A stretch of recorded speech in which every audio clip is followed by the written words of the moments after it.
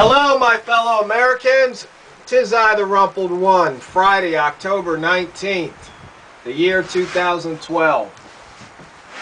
My rich uncle videos seem to have sparked a debate. We've got a conversation going. But sadly to say, my fellow Americans, it is showing that we are really a nation divided, a people divided. If we can't agree, if we can't see eye to eye, if we can't come together on something as basic as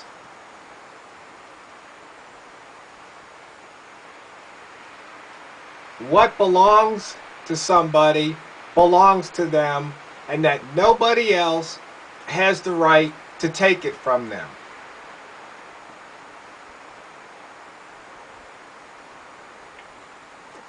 I think that's really a sad state of affairs.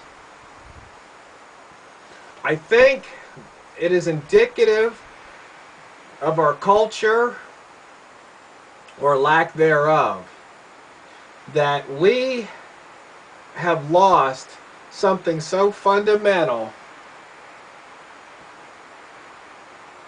to the American way.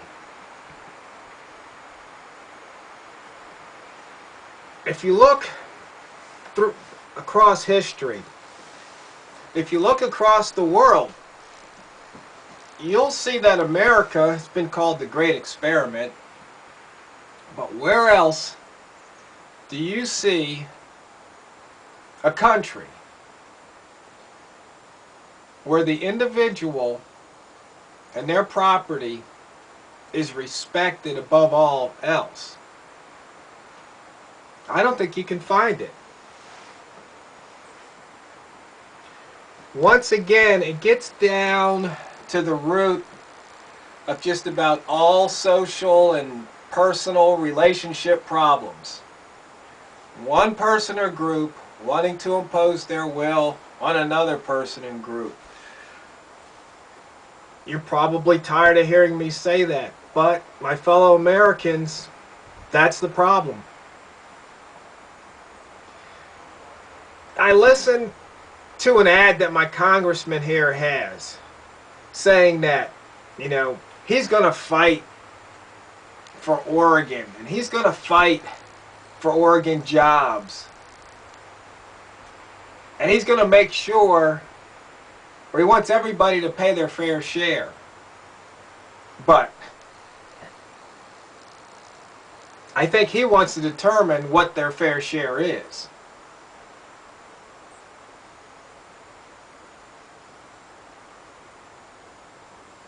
But you can't determine what fair share is. And that's part of the problem. Or that is the problem. How can I decide what's fair for you to pay? How can you decide what's fair for me to pay? Don't we all have to agree on it? But we all aren't going to agree on it, so we're right back to square one.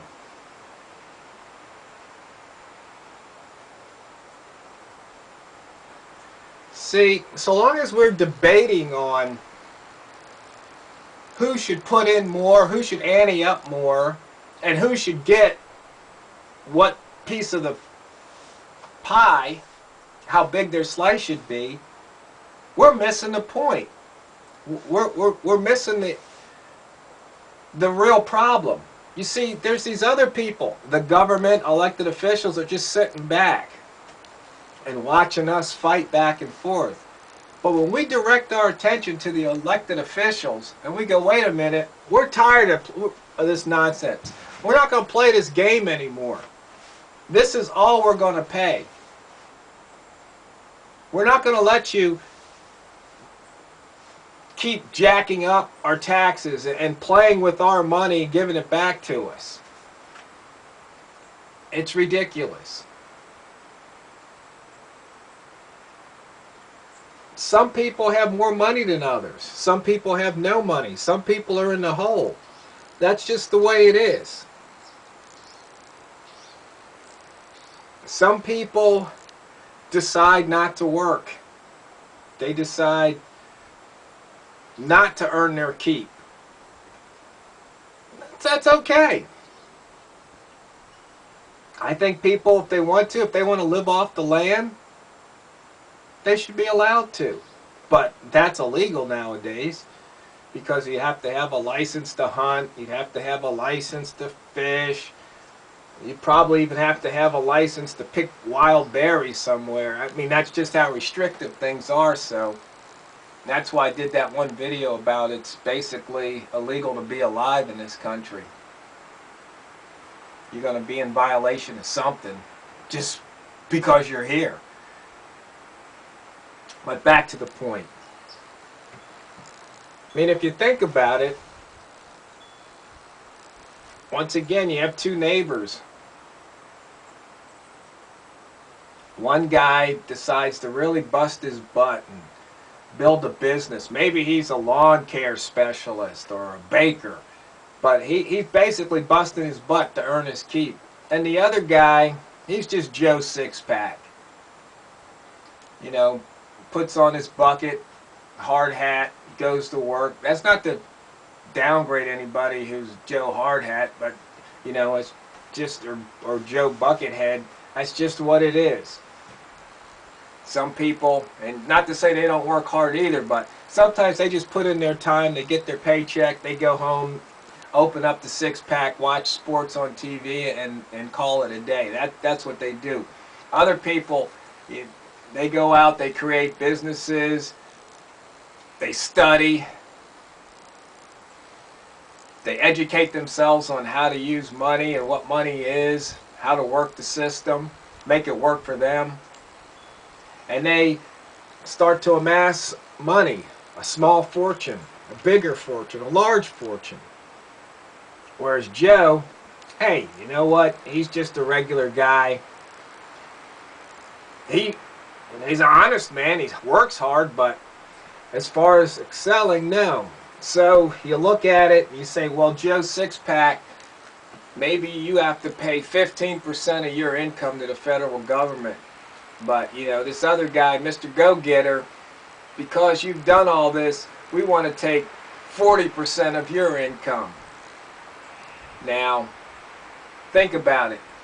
If they both pay 10%, Mr. Go-Getter, or 15%, Mr. Go-Getter would actually contribute more because he made more.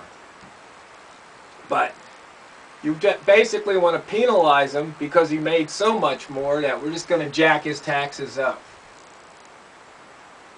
But some people want to say, well, that's his fair share. I mean, you have to laugh at it because it is funny.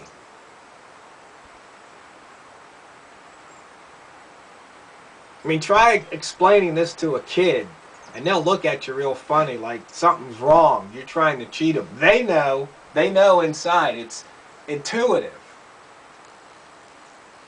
Maybe that's what we need to do with government.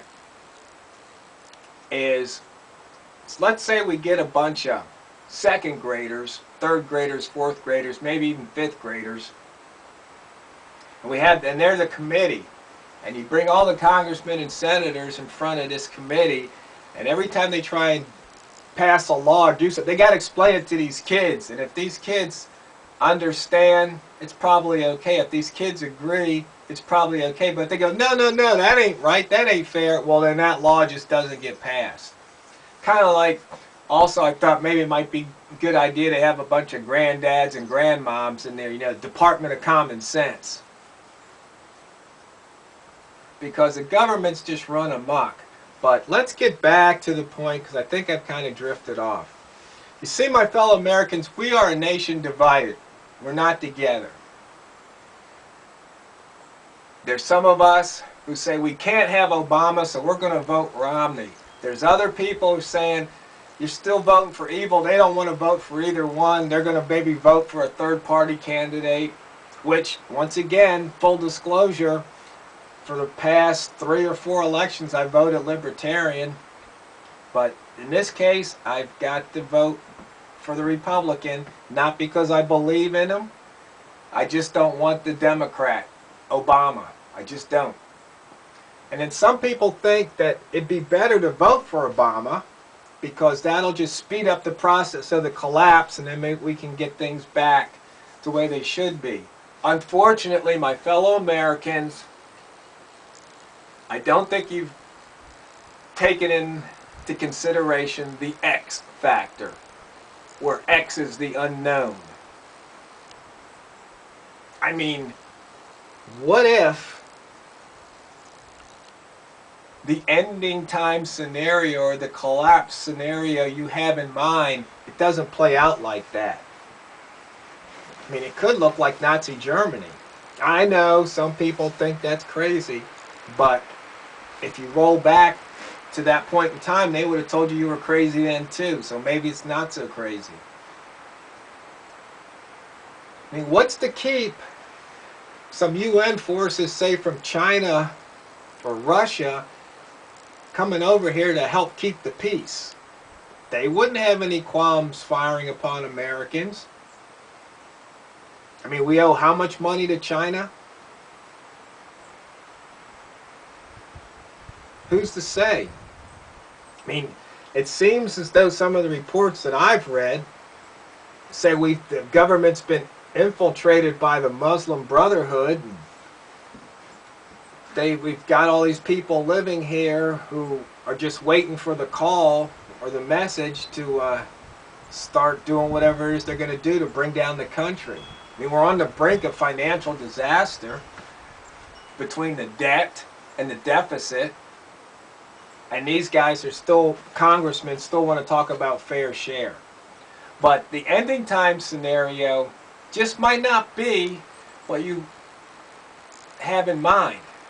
Might be a whole lot different. You know, they have that TV show Revolution on NBC Monday nights, but that's just full of it's propaganda. Not to mention the cast of characters are making such stupid mistakes, and they're too clean and too well fed. Their clothes fit too nicely, and their clothes look too nice. They should be dirty, hungry, tattered. But back to the main point, or the point about what the ending times might look like. I mean, you might think it'd be like, what, cowboy days or colonial days, where you're living in a place like this and just being amongst yourself, but I don't think so. Not with these smartphones that can track your every move. Well, maybe the grid's down. Maybe they can't use the satellites. I don't know. And that's part of the problem, is I don't know. And neither do you. But they could come in with tanks, armored vehicles, and just start eliminating people. They might want to collect their guns. There's a lot of people afraid that if Obama gets in, kiss the Second Amendment goodbye. They think if Romney gets in, kiss the Second Amendment goodbye. They both think they're gun control nuts. Because it doesn't matter what they say. They'll say anything to anybody if they think they'll get that vote. But once in office, all bets are off, and they're going to do what they want to do. They could care less about what we the people say, or the reason why we voted for them. And that, my fellow Americans, is the reason why we should not re-elect anybody until we get the government that we want. So I know I've been kind of all over the place here, but the main points are, is number one, we the people are divided. And we're going to stay that way, especially if we can't come to terms and come to agreement about the individual and their property and their right to keep their property, and that it's wrong for anybody to take somebody else's property or take something that doesn't belong to them, no matter what the circumstances. Because once you start to draw that line and then move it, so you just have to say no. N-O, no. Number two, we the people We just have to quit re-electing these officials. We make it so we just put the word out, it's term limits. We will enforce term limits by not voting for anybody that's served in office and didn't do the job. They didn't produce the results. They're fired. As Donald Trump would say, you're fired. And the third thing is that if there is a collapse, we have no idea what it's going to look like. We can guess, but we don't know. And the thing is, if it's a collapse, it doesn't really matter to the nation, because it'll be every man for himself, dog, eat cat too. So be careful what you wish for. I mean, in a way, some preppers and survivalists who are, have guns stacked up and plenty of ammo, in a way you think they want that. I don't think too many people want the collapse, because all it takes is one bullet and then your history. One trap. I mean, there's lots of hiding places. You can't be awake 24 hours a day, 7 days a week. Sooner or later, somebody could sneak up behind you, and that's it. You're done for. So my fellow Americans, it's time to wake up and smell the tyranny.